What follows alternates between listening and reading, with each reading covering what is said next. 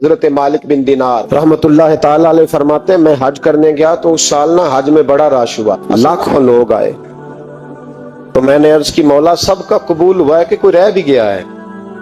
تو فرماتے مجھے خواب آئی اور بتایا گیا لاکھوں کا قبول ہو گیا۔ بڑا بے نیاز ہے اللہ، بڑا بے نیاز ہے، بڑا کریم ہے، چاہے تو گھر بیٹھے بیٹھے کہے ماں باپ کا چہرہ دیکھ میں تجھے حج کا ثواب دیکھ، ماں باپ کا چہرہ کا سب کا قبول ہوا، ایک ہے محمد بن ہارون بلخی اس کا نہیں قبول ہوا۔ فرماتے میں سویرے اٹھا تو میں ڈھونڈنے لگا کہ بلخ کے لوگ، خراسان کے لوگ کہاں ٹھہرے ہوئے ہیں، وہاں علیحدہ علیحدہ ہوتے ہیں نا، یہ پاکستانیوں کی بلڈنگیں، یہ انڈین ہیں، یہ فلان ملک ہیں، تو کہتے میں ڈھونڈتے ڈھونڈتے پہنچا تو میں نے بلخ کے لوگوں کو پا لیا۔ میں نے پوچھا تم میں محمد بن ہارون بلخی کون ہے؟ تو لوگ کہنے لگے وہ تو بڑا نیک آدمی ہے، بڑا پرہیزگار ہے۔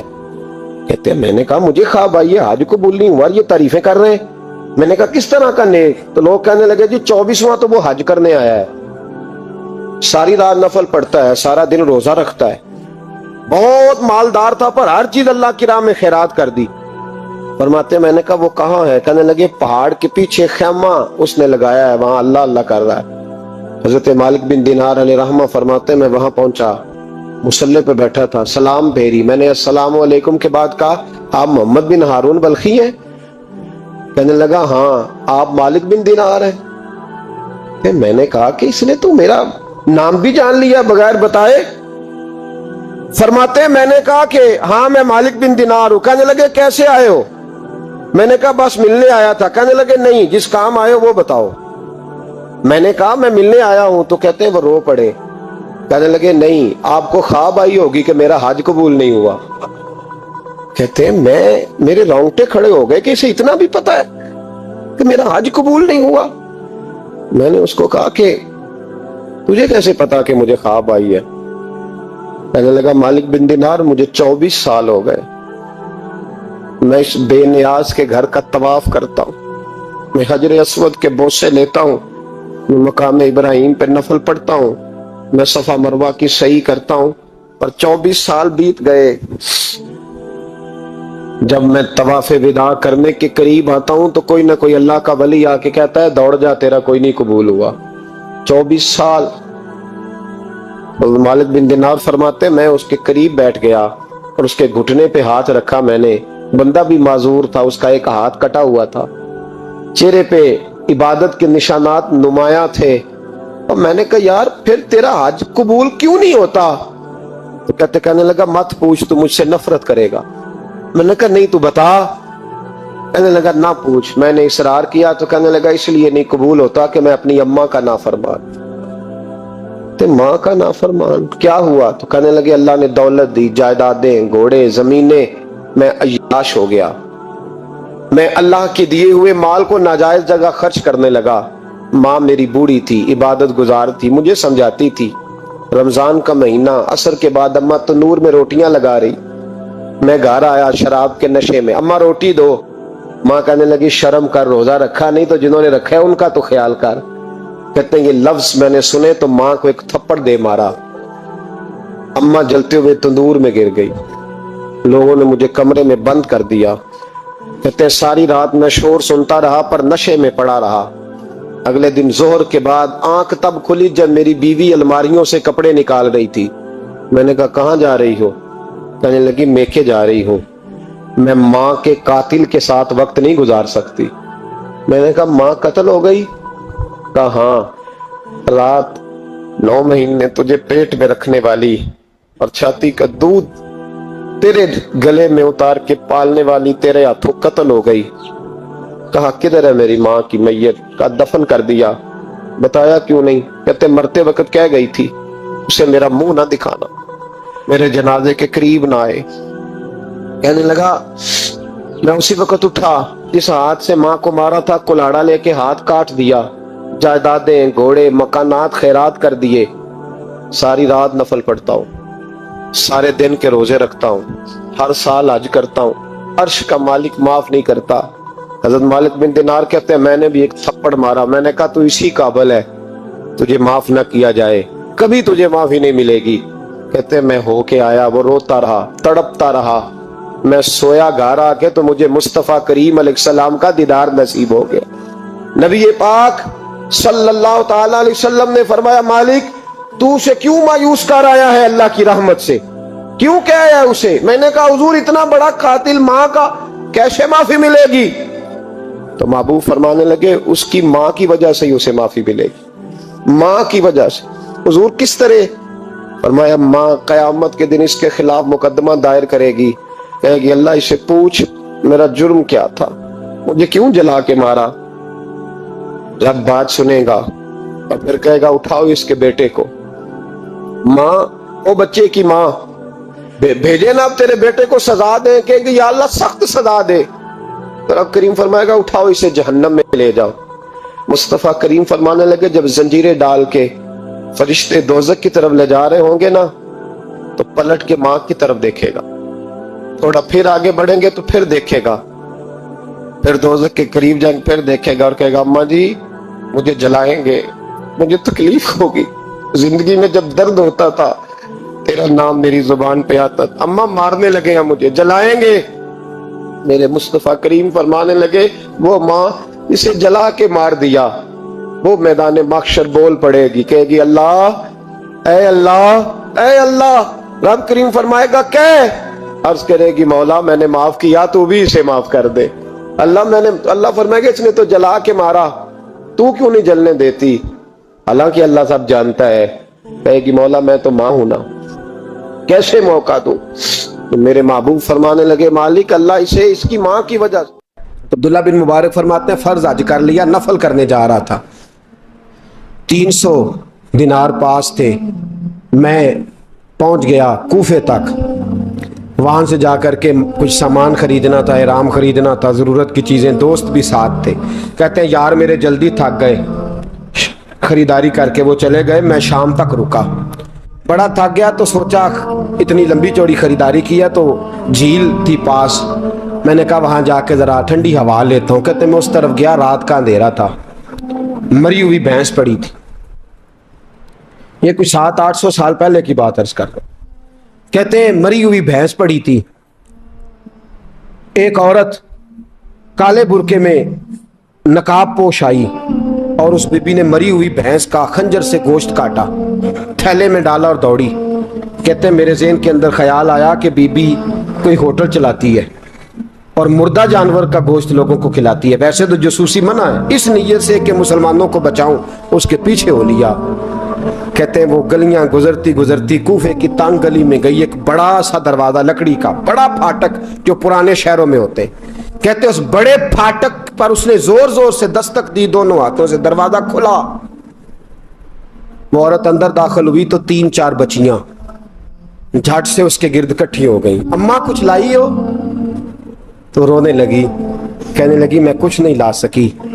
کہنے لگی یہ مردہ جانور کا گوشت ہے اور حضور نے فرمایا جب مرنے لگو تو مردار کھا کے بھی جان بچا لو. اب میں دیکھتی ہوں تم سے کھڑا نہیں ہوا جاتا, نہ کھاؤ گی تو گر پڑو گی, یہ مردہ ہی ہے پکا لو. کہتے ہیں اگلے لفظ اس عورت نے کہے تو میں باہر کھڑا چیخنے لگا.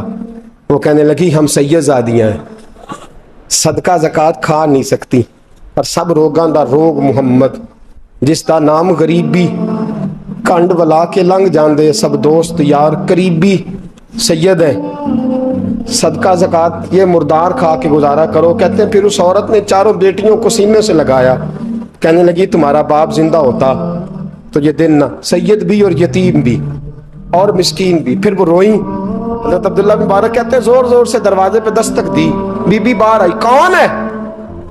تو میں نے کہا میں عبداللہ بن مبارک ہوں, محدث ہوں, زمانہ مجھے جانتا ہے, میرے شاگردوں کی لسٹ بڑی لمبی ہے. کہنے لگی اچھا تو؟ کہنے لگا یہ 300 دینار ہے, تو مہربانی کرے تو رکھ لے, چلے اپنا کام کریں ہم جانے ہمارا. کہتے میں نے زمین پہ گھٹنے ٹیک کے نا تو سید زادی کے آگے ہاتھ باندھ دیے. میں نے کہا میں نوکر ہوں, تم اولاد ہو, میں خادم ہوں, تم نسل ہو, مہربانی کرو, مہربانی میرے اوپر مہربانی, پیسے رکھ لو. کہتے ہیں میں نے وہ پیسے دیے, میں واپس لوٹا. یار کہنے لگے چل, میں نے کہا نہیں میں نے نہیں آج کرنا. کہنے لگے کوئی نیا پلاٹ لینے کا پروگرام بن گیا. कोई नई इन्वेस्टमेंट लोग ताने देते हैं ना, पर जेकर यार दे नाम दा मिले मेड़ा ਉਹਨੂੰ ਝੋਲੀ ਪਾ ਲਈਏ ਪੁੰਜੇ ਸੁੱਟੀਏ ਨਾ, ਜੇਕਰ यार दे नाम दी मिले सूली झूठा झूठ लइए पिछाटिए ना। कहते मैंने कहा यार जैसे तुम्हारी मर्जी समझ लो, ये मेरा राज है, मैं बताता नहीं। फरमाते हैं लोग हज करने चले गए, मैं वतन आ गया, 6 माह के बाद काफले लौटे, जाग के सुनना जरा बात, मेरे नबी ने फरमाया तू मेरे उम्मती की परेशानी दूर कर, अल्लाह कामिल हज का सवाब देगा। फरमाया मेरे हबीब अलैहिस्सलाम की उम्मती हजरत अब्दुल्ला बिन मुबारक फरमाते मैं आया हज करके, हाजी आए तो मैं बड़ी हसरत के साथ, मैं घर में रोता था, सोचता था आज वो मिना में होंगे, आज वो मुज़दलिफ़ा अरफात में होंगे, आज वो लोग जमरात की रमी कर रहे होंगे। मैं तड़प के सोचता था आज दर रसूल की हाजिरी दे रहे होंगे। कहते मैं रोता था। जब हाजी लौटे 6 माह के बाद तो हाजिरी देने गया, मिलने गया, पहला दरवाजा खोला हाजी साहब ने, मैंने कहा मुबारक हो। कहते मैंने मुबारक दी, जरा सुनिएगा। कहते हैं वो हाजी मुझे डांटने लगे, कहने लगे छोड़ यार, इतना बड़ा आदमी होके तू गलत बात करता है। मैंने कहा क्या हुआ? कहने लगे तूने हमें कहा कि जाना नहीं, और फिर हम मिना में आवाजें देते रहे, तू बात ही नहीं सुनता था। हम आवाजें देते रहे, इन्नल्लाह अला कुल्ल शैइन कदीर, आवाजें देते थे, सुनता नहीं था। कहते मैं हैरान हूं, मैं यार मैं तो क्या निकालने लगे, हम 11 हाजी झूठ बोलते हैं तो अकेला सच बोलता है, सबने देखा है। कहते मैं पलट आया, चौथे दिन फिर एक हाजी को मिलने गया, मुबारक दी। कहने लगा छोड़ किस बात की मुबारक, मैदान अरफात में तो तूने बात भी नहीं सुनी, और यहां मुबारक कहते हैं अरफात में, और मैं तो कहने लगे चुप कर, गलत बात भी करता है इतना बड़ा मुहद्दिस होके। कहते हैं जब आखिरी काफिले आए, आखिरी दिन तो 8-10 काफिले इकट्ठे आए, शाम तक 7 काफिलों से मिला, हर एक मुझे कहने लगा बंदे के पास घोड़ा नया आ जाए, सवारी बड़ी आ जाए तो यारों से तो मिलना चाहिए ना, तू आवाज ही नहीं सुनता था। फरमाते हैं मैं थक गया कि इलाही माजरा क्या है, मैं तो यहाँ इस शहर की गलियों में फिरता रहा और ये सारे हाजी क्या क्या रहे हैं। फरमाते रात को हजरत रबी बिन असलम, वो बहुत बड़े बुजुर्ग मुहद्दिस थे, वो भी हज करने गए, दरवाजे पे दस्तक दी, बाहर आए तो झगड़ने लगे, कहने लगे तूने मुझे किस मुश्किल में डाल दिया है। मैंने कहा हुजूर क्या हुआ, किस मुश्किल में? मैं तो मिल, कहने लगे छोड़ यार, आलिम था तो मैं तेरी इज्जत करता था, तूने ये क्या किया? मैंने कहा क्या हुआ? कहने लगे याद नहीं जब तू रोजा रसूल के सामने मिला था, जब नबी पाक के मुवाजे के सामने तो पैसों वाली थैली मुझे पकड़ा गया, पकड़ अपने पैसे, मैं तो संभालते संभालते थक गया हूँ। कहते हैं यूं सीने से पैसे लगाए, घर आया, इशा पड़ी तो सो गया। मैंने कहा या अल्लाह उकदा खोल दे। रात गहरी हुई, मेरे घर की दीवारें चमकने लगी, नूर फैलने लगा, खुशबू ही खुशबू पूरे शहर को मुअत्तर करने लगी। कहते हैं मैंने आंख झपकी तो सामने अल्लाह के रसूल तशरीफ फरमा, सामने महबूब तशरीफ फरमा है, ख्वाब मेरी विच आया माही, मैं उहदे गल विच पा लईयां बावां, ते डर दी मारी अख भी न खोला, किते फिर विछड़ ना जावा। फरमाते मैं महबूब पाक की जियारत की तो नबी पाक अलैहिस्सलाम का दीदार करके फूट फूट के रोया। अब मेरा दिल था हुजूर बोले कोई बात करे, महबूब बोले लब खोले। फरमाया क्या? हुजूर ने फरमाया मैं तुझे कितने और गवाह भेजूं कि तेरा हज हो गया है, मैं कितने गवाह भेजूं कि हज तेरा बेपरवाही वेख सज्जन दी, जिथे किसे दी पेश ना जावे, उन्हें ताजा वाले दर दर रोले, मंगते हैं तख्त बिठावे, आजम किसे नु कारा मिल दई, किसे नु कारा, किसे नु कारा मिल दई, कोई काबे हो खाली आवे। फरमाया कितने गवाह भेजूं के हज हो गया। मेरे हबीब ने फरमाया उठ के थैली खोल के गेल ले, तूने 300 दिनार दिए थे, मैंने 600 करके वापस किए। फरमाया किन? हजरत अब्दुल्ला बिन मुबारक ने 60 हज फरमाए। उसके बाद कितने हज किए? एक फर्ज किया हुआ था, 61 हो गए। फरमाते मैं बार बार गया और जब बुलाया सरकार ने खुद ही इंतजाम हो गए। फरमाते हैं बार बार मेरे हबीब ने फरमाया तू आ चाहे ना आ, रब ने तेरे नाम का फरिश्ता बना दिया है जो कयामत तक तेरी तरफ से हज करता रहेगा। कयामत तक तेरी तरफ से मिना, मुजदलफा, अरफात, जबले रहमत पे आता रहेगा, मेरी बारगाह में दुरूद पढ़ता रहेगा, हज फरिश्ता करेगा, सवाब अल्लाह तेरे नामा अमाल में लिखेगा। मेरे दोस्तों, मेरे नबी ने फरमाया मेरे उम्मती की एक परेशानी दूर कर, अल्लाह कबूल हज का सवाब अता फरमाएगा। गरीबों का हज है कि नहीं? बोले इशराक चाश्त पढ़, हज है। दो लोगों की सुलह करा, हज है। उलमा की नौकरी कर, एक एक दफा 70-70 हज तुझे मिलेंगे। और मेरे रसूल पाक सल्लल्लाहु अलैहि वसल्लम ने फरमाया सौखा हज है, सामने अब्बा जी है, सामने अम्मा जी है, बार बार प्यार से देख, बार बार हज कर, बार बार प्यार से देख, और किसी गरीब की मदद कर दे, सड़क पार करा दे, मेडिकल स्टोर से दवाई ला दे, किसी की नौकरी कर दे, बच्चा घर में नहीं, अब्बा जी बीमार हो गए, जा भाग के तू चचा को छोड़ा डॉक्टर तक, तू नेकी कर, अल्लाह तुझे पूरे हज का सवाब अता फरमाएगा। हज बड़े हैं, करने की तैयारी करो, हज का बड़ा मौका हमें मुयस्सर आता है, बस प्रोग्राम बनाओ। सही मुस्लिम की हदीस, किताब का नाम क्या है, और बड़ी मजबूत हदीस, मेरे नबी पाक सल्लल्लाहु अलैहि वसल्लम फरमाते हैं कुछ लोगों को अल्लाह क़यामत में खड़ा करेगा और खड़ा करके फरमाएगा चलो जन्नत में जाओ। अर्ज करेंगे मौला हम तो पापी गुनाहगार, पता सारा सरदार नू कीतियां दा, हम तो बड़े गुनाहगार, किस वजह से जन्नत? फरमाया तुम्हारे हज की बरकत से, तुमने हज किया था ना, उस बरकत से जन्नत। तो बंदे अर्ज करेंगे मौला हम तो माड़े थे, गरीब थे, गए ही नहीं, हज किया ही नहीं, तो तू हज की वजह से माफ कर रहा है? तो रब करीम फरमाएगा जब हाजी जाते थे दिल तड़पता था ना, जब हाजी जाते थे आंखें बरसती थी, जब हाजियों के काफिले निकलते थे उस वक्त तुम्हारे दिल में ख्वाहिश पैदा होती थी। फरमाया तुम तड़पा करते थे, मैंने तड़प पर ही तुम्हें हज का सवाब दिया, और खाली सवाब नहीं दिया, उस हज की बरकत से आज जन्नत भी अता फरमा रहा हूं। मेरे दोस्त प्रोग्राम बना, तड़प पैदा कर, नीयत पैदा कर, ये ना कहा कर कि हज तो सिर्फ अमीरों का है, गरीब कैसे करे, हज बड़े हैं, करने की तैयारी कर, तू प्रोग्राम बना, मेरा रब तुझे गांव गांव पे, नगर नगर पे, गली गली हज का सवाब देगा, हमेशा मिदहते खैरुल अनाम में गुजरे। कुरान मजीद में ना अल्लाह ताला ने कुछ कस्में इरशाद फरमाई हैं। अल्लाह बेनियाज है, अल्लाह तो किसी की कसम नहीं ना उठाता, है ही बेनियाज, लेकिन कुछ कस्में कुरान ने उठाई हैं। उनमें से एक कसम उठाई अल्लाह ताला ने मक्का मुकरमा की, फरमाया ला उक़सिमु बिहाज़ल बलद, महबूब मुझे इस शहर की कसम हो। क्यों? व अंत हिल्लुम बिहाज़ल बलद, इसलिए कसम हो कि महबूब आप इस शहर में जलवा फरमा है। अल्लाह ने कसम उठाई। हरमैन शरीफैन मक्का मुकरमा और मदीना तैयबा ये अज़मतों वाली जगह हैं। इन जगहों को अल्लाह ने शाने अता फरमाई, इनको अल्लाह ने मर्तबे और मकाम अता फरमाए, इनको अल्लाह तबारक व तआला ने बड़े एजाज़ात से नवाजा। हज नहीं हो रहा इस दफ़ा, दुनिया से ज़्यादा लोग नहीं जा रहे। चाहिए तो ये था कि लोग बड़ा शौक़ पैदा करते, जहन के अंदर ख्याल आता कि मैं अपनी तड़प को बढ़ाऊँ, लोग रोते दुआएं मांगते, लेकिन हम कहते हैं खैर साल अगले साल चले जाएंगे। मेरी तो राय यह है कि ये जो इस दफ़ा हज उम्रा कुछ अरसे के लिए नहीं हो रहा, तो अल्लाह ताला हमारी तड़प बढ़ाना चाहता है, ज़ौक़ बढ़े, शौक़ बढ़े, खाना काबा के फ़ज़ाइल पढ़ें, मदीना तय्यबा की अज़मत को सोचें, नातें सुने, वो ज़ौक़ जो ख़ास कैफियत है उसको पैदा करें।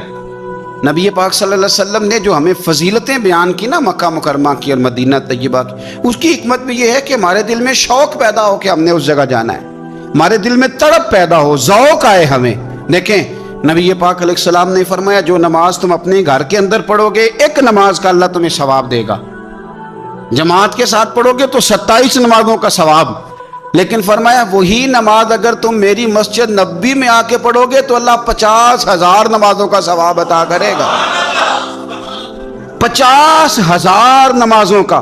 और मदीने वाले हबीब फरमाने लगे वही नमाज अगर तुमने बैतुल्लाह में आके पढ़ी तो नमाज एक होगी, लेकिन रब तुम्हें 1,00,000 नमाज का सवाब अता फरमाए।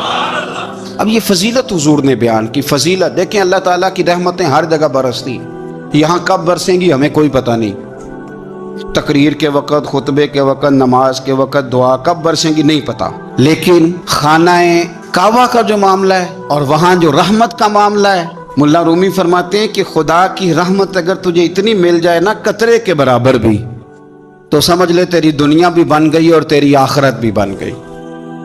اب میرے نبی پاک علیہ السلام کی حدیث سنیں، حضور فرماتے ہیں روزانہ بیت اللہ شریف پر اللہ کی 120 رحمتوں کا نزول ہوتا ہے۔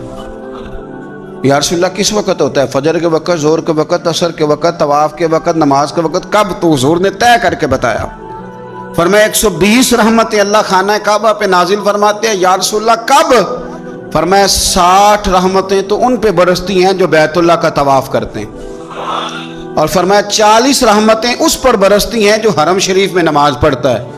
اور حضور فرماتے ہیں کچھ بھی نہ کرے، بس بیٹھ کے کعبے کی زیارت ہی کرتا رہے، 20 رحمتیں تو اللہ اسے بھی عطا فرما دے گا۔